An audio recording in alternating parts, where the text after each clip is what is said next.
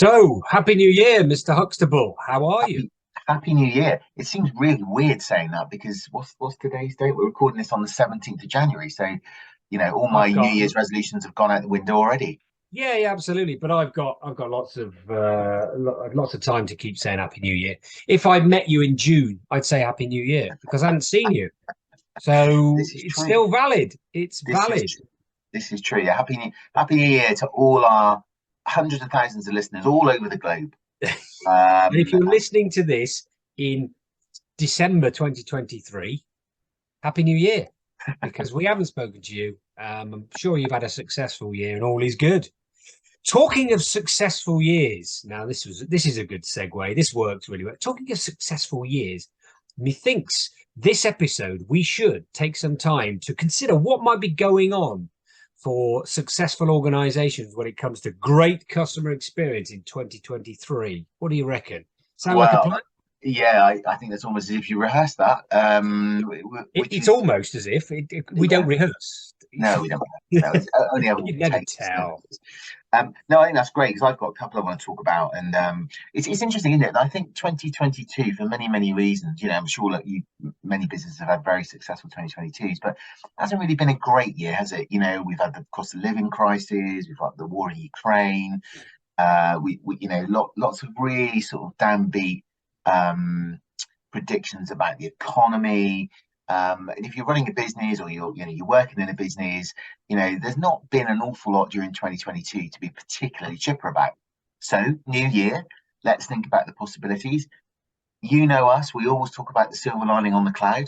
And I'm sure there'll be challenges in 23, but I think let's should we talk about some of the maybe some of the themes we see coming through for 2023? Let's, he says as he was trying to fix his video. If you're listening to this on podcast, my video is playing up to the crowd. I look like Max Headroom. From those of you who are old enough to remember Max Headroom, anyway, It's quite moving on. entertaining watching your head move like that. No, it's good, isn't it? It's the Yeah. quickest I've ever moved. I might have to go and just turn the video off completely. But of course, if you're listening on a podcast, it makes no difference whatsoever. So I shall crack on. Yeah, I think something that is big and comes up every year, isn't it? It's artificial intelligence. Dun, dun, dun. Taking over the The, world. the cyborgs are going to take over. Arnie will arrive fast. No, not what they called. I can't remember what the company was called. Anyway, he'll arrive, take over the world, and we'll all be slaves to the computers. Um, you never know; it might You never happen, but know. it's You never from know. a customer experience point of view, it's something that comes around every year. Every year, there's a slight improvement in those algorithms and all the techie stuff that I have absolutely no idea about. But what I do know is that it is every year does have a little bit of an impact. If we think back now, what's going on with our websites, chatbots, all of those little things that a lot of companies have now got, they are using them, and actually if they're done used in the right way, they can make a big difference. They can answer those questions that you want a quick answer to. Now there is still issues with that, the fact that it may not be able to do everything you want it to, so there are limitations to it. But we do have to think that going forward into 2023, this artificial intelligence is starting to work a lot more in the background and we don't even know it, and it is doing the do. And one of the things that I saw the other day was that a lot of them are starting to be able to write invitations, actual documents. And we've mentioned this previously, particularly from the legal sector point of view, actually writing your will. Go online and, type in, I'd like a will, and computer will write you up one, based on your basic criteria. Now, it is happening and it is possible. It is getting better. So any organization does need to keep an eye on this, because the key thing that we're finding at the moment is that lots of organizations are using them for the basic processes. It helps for efficiency. It avoids those little bit of human mistakes that can come in. Key thing to remember, however, and I think it's probably a theme that we'll be talking about in this podcast as a general thing, is that the human being is still critical. The human being, it sounds wrong. Us, Human humanity interaction. is still required, because there are certain things where that empathy and all those great things still needs to come from a human. But the AI stuff, unlike my video, can work really well for you in terms of those basic processes, the sending out, the automating pieces. Are you using it to your best ability and enabling your humans to actually do the bits that they're really, really required to do? So that's one of the tips there for 2023. Keep an eye on the AI and look at your processes. Are there ways that you can automate? You can use the AI that's out there to actually free up the humans to be able to do the really, really important bit and make the real difference, some really, really tangible, empathetic differences to your customers. It's a great lead off, Rich, isn't it? Because one of the frustrations I think we saw during 2022 was brands using technology uh, through the internet to interact with customers, particularly in a communication sense. And I think for many customers, particularly, dare I say it, and not exclusively, because I know some older consumers are very tech savvy, but for some older people that aren't used to using, or even younger people that aren't used to using the level of tech that's being suggested now by some brands is hard work. And I talked about this a lot last year about the fact that businesses have chosen not to have a telephone number to pick up the phone and ring somebody when there's an issue. I know you like that. I know you like that. Well, I think, if we live in this omni-channel world where some kind of AI lurks in the background, and when it's done well, don't get me wrong, it's brilliant and it saves lots of time. But I think when it's not, when the journey for the client or the customer hasn't been properly tested, and more importantly, every different persona or type of client has been put through the paces of using the tech, can cause real problems. And I'll give you a living example. Some very good friends of ours bought us a voucher to go along to the very well heeled a restaurant chain called the Ivy. And there's one open Not house. anymore, mate. Not anymore. No, it's very well, yeah. Well, I'll come on to that because That's another story. Yeah, go on. yeah, what was really interesting was we had this voucher and my wife and I had COVID, we couldn't go. And anyway, the voucher expired and I rang up and I said, look, the voucher's expired, we couldn't go. And that was interesting because they wouldn't honour the voucher even though they'd have the money. But that's another point. They gave us half the value back. So we booked, uh,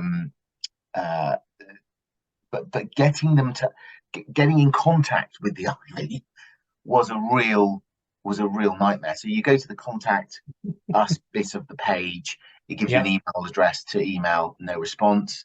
I sent 2 emails, no response. I then Googled the telephone number, which popped up on some live chat, which wasn't anything to do with the IB. Rang them, and then they put me um, through to their gift voucher team. I then had to email the gift voucher team with the voucher, and they were supposed to credit it to the booking. When we rocked up on the day, that hadn't been done. Oh, it was just a nightmare. So, the ability to pick up the phone and say, "I've got this voucher. Can you honour it?" It was quite simple. No, we're going to put the phone on it off your bill. Great. From a client perspective, or a customer perspective, it probably took me 2 hours of ringing around trying to get that sorted. Yeah. Had there been a simple query customer experience number which I could ring up and say, look, can you somebody sort this for me? In a premium restaurant like that, it really surprised me. And look, the Ivy's not the only brand that does that. There are a number of banks, insurance companies. I think the brands that will win this year are the ones that give you options. So if you want to interact through AI, you want to interact through a chat box, brilliant. But if there is also an option to pick up the phone. And of course, we know brands don't want to do that because they know they've got to put a human at the other end. Yeah, that's really interesting, isn't it? Because the human does make the difference. It is that connection. We've spoken about emotion and the connectivity with human beings and how that drives our memory of a great experience, and there will be more loyal to a brand. It is a false economy, avoiding having somebody on the phone. You don't need to have somebody on the phone all the time, but you need a process that enables somebody to phone a number. And if they have to leave a message, someone will get back to them. And if they have to leave a message, there is a voicemail on it. And it isn't just this is a message. So, yeah, I think you're right. 2023, I think there's businesses who will get people on the end of phones to answer your query. They will win. Yeah, they will win. And I've got this other great idea. Okay. You get this stuff called paper, right? And you bind it all together into what's called a book. And then we could write all the phone numbers for the businesses in this thing called a book. And then people could have that. I phone book. That's what it could be called. Look out for Who one would of have those in thought about a 2023. You heard phone it here. book? You heard it here, boys and girls, ladies and gentlemen. And Yes. So what else is your prediction for 23 then, Mr. Knight? I can't remember. What else did we say? Oh, well, I tell you what, my other prediction is regulations are coming in. Regulations. Yay. We all like a bit of regulation and compliance. And I tell you what, whether you like them or loathe them, they mean stuff gets done, particularly when you put a consequence to those regulations if they are not put in place. And that is a really interesting thing that's coming in for our financial sector organizations by Okay. July. Something called, and this is really interesting, and this is just a heads up for financial organizations who are underneath the Financial Conduct Authority. If they're regulated by that organization, have to have talking about regulation for consumer duty. That sounds all very odd. What's that then? What does it mean? Well, it means these financial firms have to do everything right from a financial point of view, and they are, you have to have 25 million exams, and they're all very well certified and all those sort of things. But this is about doing the right thing for the customer. So making sure people get the right financial advice, making sure they get the right products, making sure they're listened to, making sure they have great conversations, making sure their feedback is collected and is actually dealt with, and something, if it's brilliant feedback, great, they listen to it and they keep doing the great stuff. If it's not so good, changing certain things. It's also about looking at the client or the customer journey within each organization to make sure that there are great touch points along that. And we talk about customer journey mapping all the time, don't we? But a lot of organizations don't bother with it. But the regulations that are coming in from the FCA are going to be a biggie in 2023. July is the first cutoff point. There is another one later on next year, but there's lots of intricacies there. However, financial people out there, as you're listening, make sure that you've got your consumer duty regulations planning in place. And if you haven't, guess what? We're here. We'd love to have a chat with you, and we can help you think about that and get stuff in place. But yeah, regulations are people keeping their eye on them. They can be Keep an eye on that. Keep an eye on that this year. Another one for me, another prediction for me this year is I'm sure listeners, viewers out there, you have seen all the stuff in the press and the papers, particularly over Christmas and into the New Year, about a certain delivery company.